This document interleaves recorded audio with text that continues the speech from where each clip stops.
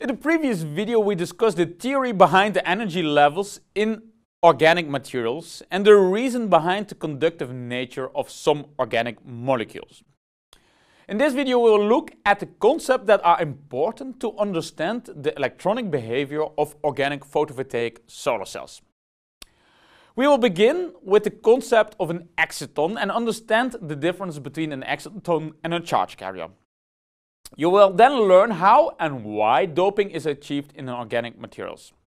The formation of heterojunctions and the charge separation in these simple heterojunctions will then be discussed, and finally we will conclude by looking into the concept of bulk heterojunctions.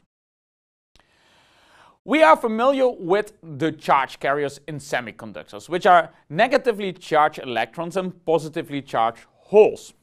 Upon being excited by an incident photon, an atom in the lattice absorbs the photon energy and utilizes it to excite an electron from its valence band to the conduction band. The excited electron leaves behind the positively charged hole in the lattice. Due to the difference in charge, there is an inherent Coulomb force of attraction between the electron and hole, which is called the binding energy. In most inorganic semiconductors, the force of attraction between these two charges is very minimum, and they can easily be split into independent charge carriers. In organic materials, however, the properties of the material cause an increased Coulomb force of attraction between the excited electron and hole. This high binding energy prevents the complete separation of electrons and holes upon being excited with high energy photons. As a result, complete charge separation does not take place, but an exciton containing both electron and hole is formed instead. This exciton can be imagined as a sphere that moves around containing an electron and the hole bound by a mutual Coulombic forces of attraction. Splitting of the electron and hole does not take place unless the exciton is subjected to a strong electric field. An important limitation posed by this exciton is high recombination rate. Due to the stronger binding forces between the hole and the electron, the likelihood of electron-hole recombination is very high. This gives rise to very low diffusion lengths. Under normal condition, the diffusion length of these excitons is 1 to 20 nanometers. Of course, this affects the design of organic photovoltaic cells. As you know, effective charge carrier separation requires an electric field. In conventional semiconductors, the internal electric field is generated by a p-n junction. The p-n junction is created by introducing dopant atoms in the semiconductor materials with either fewer or additional valence electrons. However, doping also increases the number of defect states, which leads to increased Shockley-Reed-Hole recombination. Doping, therefore, effectively decreases the diffusion length of the semiconductor material. With an already low diffusion length due to excitons in organic absorbent materials, doping is generally not the preferred method to obtain a p-n junction. We tackle this issue by the use of intrinsic materials.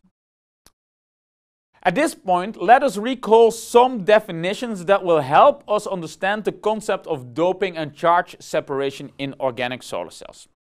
As you already know, the energy band diagram is a visual representation of the energy levels of the conduction and valence bands along with the band gap of a material.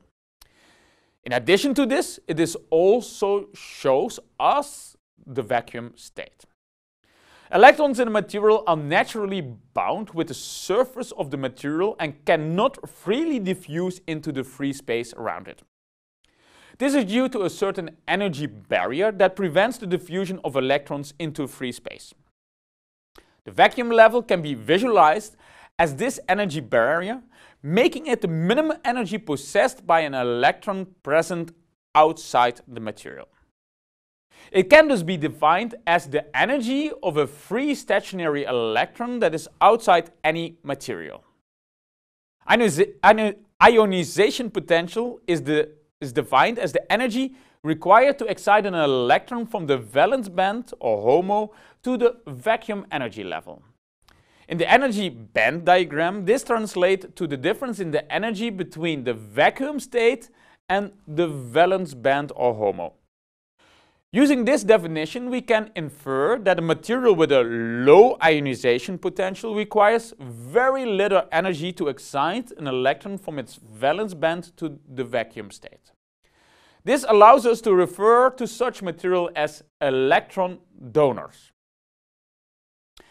Electron affinity is defined as the energy released while moving an electron from just outside the semiconductor to the bottom of the conduction band.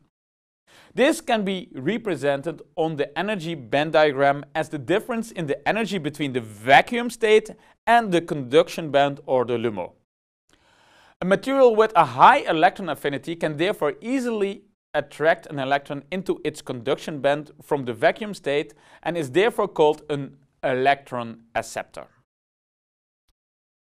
So far we have discussed the principle of an exciton and how materials can be classified as electron donor or electron acceptor material based on the ionization potential and the electron affinity. In the next video we will continue our discussion of organic photovoltaic solar cells by bringing these materials together to form a heterojunction.